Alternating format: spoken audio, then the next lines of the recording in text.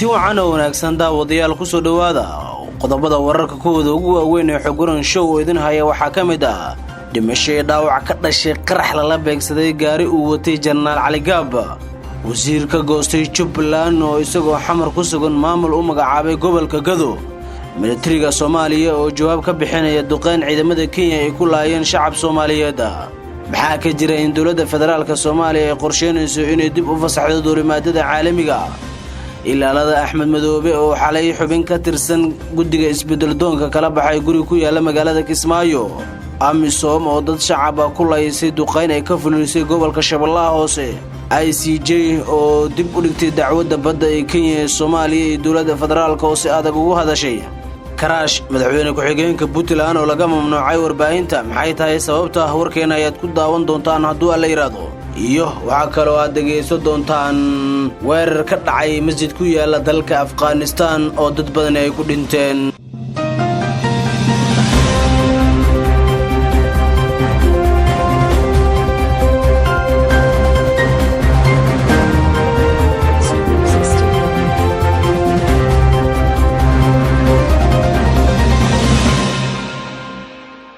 intaasi waxay ahaayeen qodobada ugu waaweyn ee xog waran show oo idin hayo fadlan hadaad ku cusub tahay channelkan subscribe share like share comment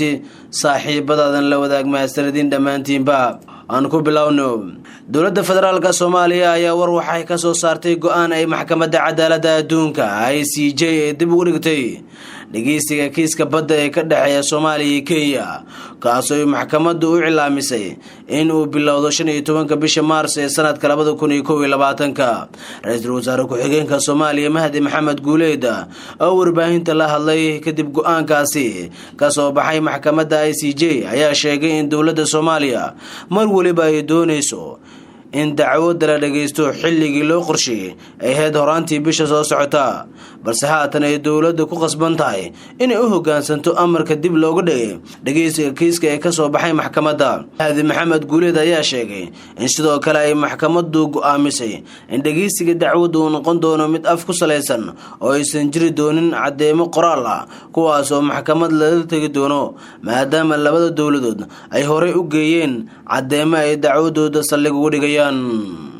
saraakiisha ciidanka xoogga dalka ee ku sugan gobolka Gado ayaa si kul uga hadlay duqeymo culus oo labadii habeen ee la soo dhaafay ay diyaaradaha dagaalka dawladda Kenya ay ka geysanayeen gudaha Soomaaliya gaar ahaan gobolka Gado ee koonfurta Soomaaliya qasaaro nafimaal ayaa la soo warinayay inay ka dhasheen duqeymaha ay ciidamada Kenya ay ka fuliyeen gobolka Gado gaar ahaan degmooyinka Baardheer iyo Ceelwaaq iyadoo sidoo kale duqeymo hor leh ay ka geysteen Kakuma Lafagiri Buusar iyo Faxfaxdhuun oo ka tirsan gobolka Gado Kornel Xasan Aadan Biixi waa sarkaal ka tirsan militariga Soomaaliya ee ka howlgala gobolka Gado waxa uu sheegayaa in xilligan ay qorsheynayaan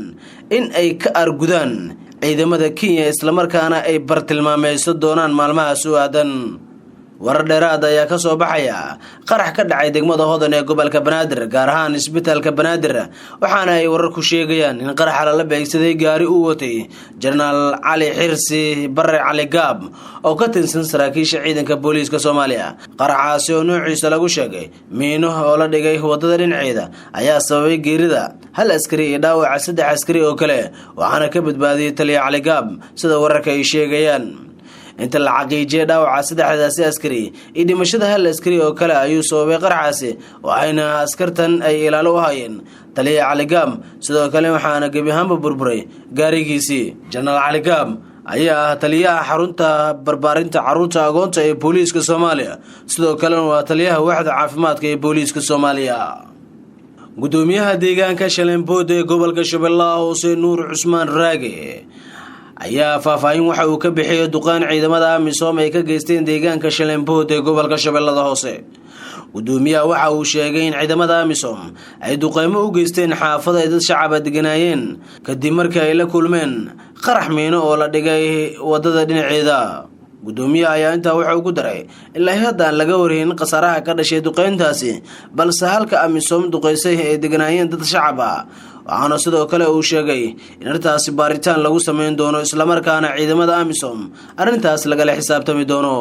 markana wararka ku saabsan duulimaadada caalamiga ee Soomaaliya ra-iisul wasaaraha Soomaaliya Xasan Cali Kheyre ayaa gudoomiyay shirka guddiga qaran ee xakamaynta COVID-19. shirkan ayaa looga hadlay saameynta dhaqaale ee fayruska corona iyo tallaabooyinka lagu xakameynayo ay ku sheegeen shirkadaha ka shaqeeya duulimaadyada dalka. tan iyo markii dowladda Soomaaliya ay shaacisay in gudaha dalka laga helay cudurka coronavirus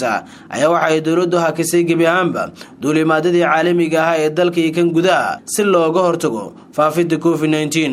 warar soo baxay xog waran show ay heshay ayaa sheegaya in dowladda Soomaaliya ay qorsheynayso in dib loo furo duulimaadyada caalamiga iyo gudaha Soomaaliya si loogu baaqsado saameynta dhaqaale ee xayiraadan ay ku yeesheen shirkadaha ka shaqeeya duulimaadyada dalka.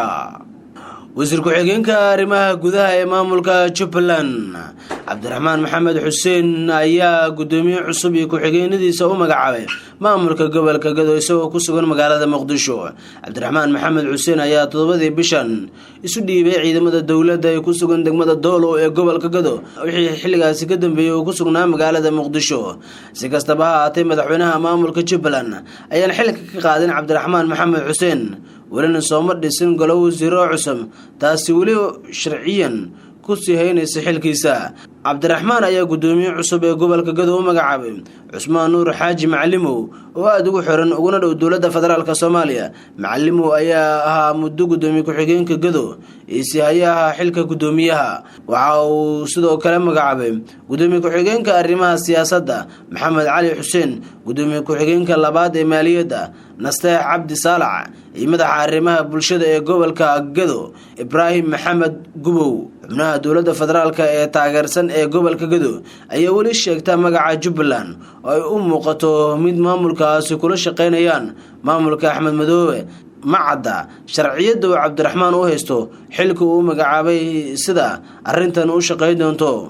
ugu dambeyntiina warka dibadda haddii aan eegnana koox hubeysan ayaa weerar ku qaaday masjid ku yaala bartamaha dalka Afghanistan halkaas oo ugu yaraan ay ku dhinteen 7 ruux oo masjidka ku cibaadeysanayay dhaawac 10 ruux oo kale. weerarka ayaa ka dhacay gobolka Borwan iyadoo taliyaha booliiska ee gobolka uu sheegay in kooxdan hubeysan ay rasaas ku fureen dad ku cibaadeysanaya masjidka xilli ay ku guda jireen salaada maqribka waxyirun kadib markii ay anfureen. kooxda weerarka geystay ayaa isaga baxsaday goobta iyadoona ilaa haatan aysan caddayn tir ahaan inta ay la ekaayeen dableyda hubeysan ee weerarka ka fuliyay dalka Afghanistan. guud ahaan warkii waa naga intaas oo aad ka daawanayseen xog waran show. fadlan haddaad nagu cusub tahay subscribe sar channelkan kuna soo bir ka mid noqo saaxiibada ku taxan ee la socda wararka xaqiiqada ku saleysan iyo dhacdooyinka dunida ka dhaca xog waran show oo idin soo gudbinaysa.